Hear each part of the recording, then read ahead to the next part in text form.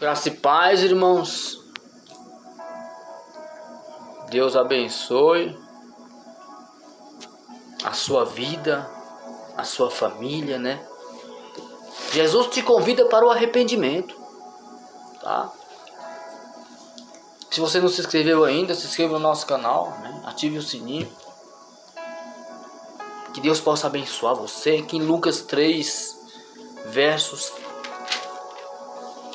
né?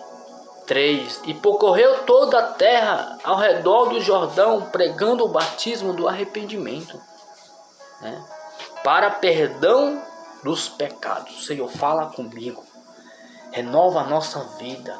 Fala com alguém aqui, nem seja com uma pessoa só, Pai. Por causa de uma pessoa, o Senhor para os céus.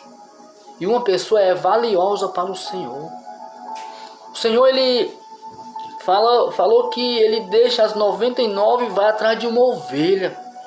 Uma ovelha é preciosa para o Senhor. Fala em nome de Jesus. Irmãos, Deus te chama para um arrependimento, tá? Eu sei, querido, que arrepender não é fácil, né? No meu caso mesmo, passei 4 anos aí na luta para mudança do evangelho, né? E eu não queria também saber de crente, né? Eu era coração duro. Mas assim, querido, eu sempre busquei ali na igreja assim mesmo, não querendo, mas ia mesmo sem querer. Chegava na igreja às vezes meio bêbado, né? E ali, e conforme eu passar os dias, a palavra foi entrando, foi mudando e Deus foi transformando, tá? Não é fácil. Não é fácil. Ir para o céu também não é fácil. Eu estava lendo a parábola do rico aqui, o Lázaro, em Lucas 16, verso 19. Como o rico, ele teve toda a chance de se arrepender. Ele conhecia os livros das leis do Senhor. Ele era judeu, o rico era judeu. Ele, da linhagem de Israel, ele conhecia a Torá, ele conhecia os profetas, o livro dos profetas. E ele não se arrependeu, querido, né? Ele não se arrependeu. Então, e hoje Jesus, ele te convida para um arrependimento, querido. Porque nós estamos vivendo a última geração, tá? Né? Da volta de Cristo, né? Aqui em Marcos capítulo 13, versos 29, fala assim, ó. Na verdade, te digo que não passará esta geração sem que isso aconteça. Aqui está falando dessa geração atual, tá? Por quê? Ele fala sobre a figueira, aqui no 28. Aprendei, pois, a parábola da figueira.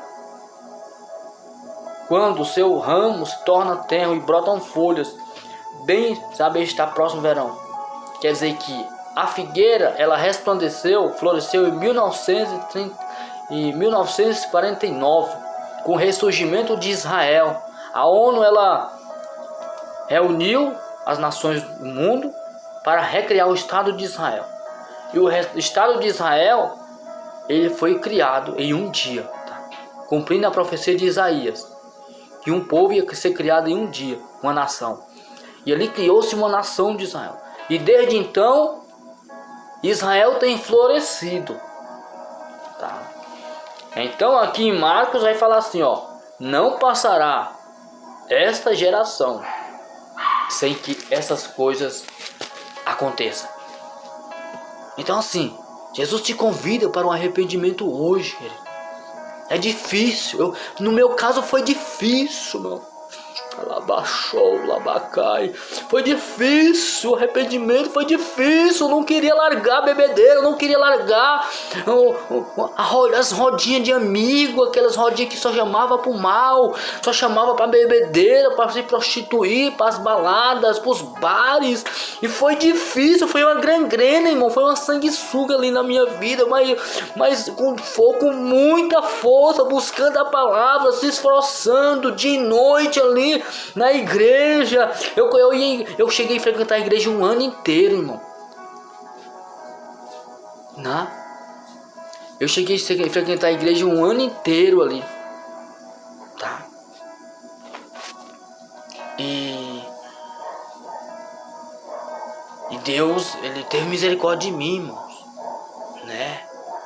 Eu desci as águas batismais com muita dificuldade, né? Com muita peleja. Mas eu tô aqui de pé. Tá? Deus me libertou do alcoolismo. Deus me libertou da prostituição. Deus me libertou de bares. Deus me libertou de conversa tola. Minha boca era um sepulcro aberto. Deus me libertou de rodinhas. Deus me libertou de redes sociais.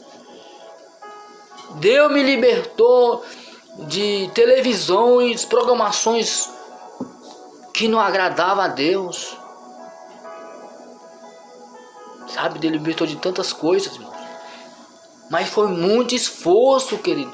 Foi muita luta, foi muita dificuldade. Por isso que a Bíblia fala, a porta é estreita e o caminho é apertado. Né? E Lucas aqui fala, ó, e percorreu todo o redor do Jordão. Né? Aqui no 8, produzir pois fruto de arrependimento. Nós como os cristãos novos convertidos em Cristo, nós temos que produzir fruto de arrependimento, querido. Tá? O crente nascido de novo, ele tem que produzir fruto de arrependimento, largar o jogo, largar as conversas tolas, programações tolas de televisão, redes sociais. Você tem que mesclar programações, abandonar o mundão, querido. Nós temos que abandonar o mundão. Tá? Hoje eu estava lendo em em Romanos 6, fala que nós já estamos mortos para o mundo, né? Romanos 6, né? Romanos 6, eu não vou entrar aqui eu quero fazer um vídeo rápido, né? Romanos 6, né? Aqui, ó, Romanos 6, 2 fala, de modo nenhum. Ó, que diremos, pois? Permanecemos no pecado para que a graça seja abundante? De modo nenhum. Nós que estamos mortos para o pecado, como viveremos ainda nele? Ou não sabeis que todos quando fomos batizados em Jesus Cristo, fomos batizados em sua morte? De sorte que fomos sepultados com ele pelo batismo da morte, para que, como Cristo ressuscitou dos mortos pela glória do Pai, assim andemos nós também em novidade de vida. Porque se formos plantados juntamente com ele na semelhança da sua morte, também seremos na sua ressurreição. Aleluia! Sabendo que isto, que o nosso velho homem foi com ele crucificado, para que o corpo do pecado seja desfeito. Esse corpo do pecado tem que ser desfeito, querido. Xaramacai, aleluia. A fim de que não sirvamos mais para o pecado, porque aquele que está morto está justificado do pecado. Então nós estamos mortos para o mundo, livre do pecado, do jugo do Satanás. Vivemos uma novidade de vida. Ora, se já morremos com Cristo, queremos que com Ele viveremos. Sabemos que, havendo Cristo ressuscitado dos mortos, já não morre a morte, mas não terá mais domínio sobre ele. Pois quanto a ter morrido de uma vez, morreu para o pecado, mas quanto a viver, vive para Deus. assim também vós considerais como mortos para o pecado. Nós somos mortos para o pecado. Aleluia. Mas vivos para Deus. Estamos mortos para o pecado, mas vivos para Deus. Oh glória. Em Cristo Jesus nosso Senhor. Não reine, portanto, o pecado em vosso corpo. Não podemos reinar o pecado no nosso corpo, querido. Porque nós somos novas criaturas, tá?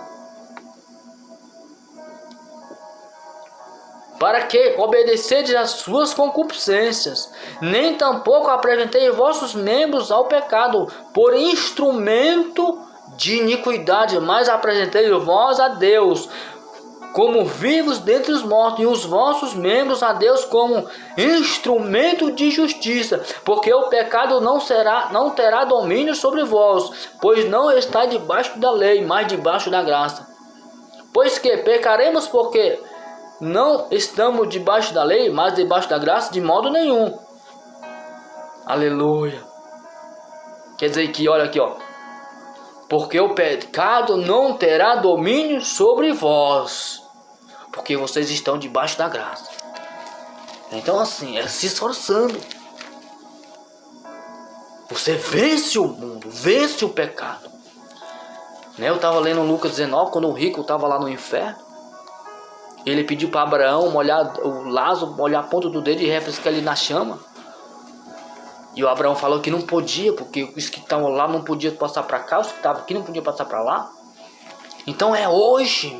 Deus te convida para um arrependimento. Né? Aqui em Lucas 3,10, a multidão interrogava dizendo: o que faremos, pois? E João respondeu: quem tiver 2 túnicas, reparta com o que não tem, e quem tiver alimento, faça mesmo. A multidão estava querendo mudança. Deus te chama para mudança. Hoje eu sou transformado. Eu tenho minha filha aqui, ó, tá do lado meu. Eu, minha esposa, estou mudado. Mas foi muito suor, foi muita oração, foi muito jejum, foi muito choro, foi muito quebrantamento. Amém? Então hoje Deus te chama para mudança. Amém? Que Deus abençoe. Deus vai te ajudar a mudar, mas você tem que dar o primeiro passo. Dê o primeiro passo, querido, e Deus vai te ajudar. Amém? Senhor, fala comigo, fala com essas pessoas, entra na vida dessas pessoas, muda situações, estende tuas mãos sobre ela, derrama graça, derrama poder, derrama vitória, em nome de Jesus. Irmão, dê aquele joinha e se inscreva. Amém? Que Deus abençoe.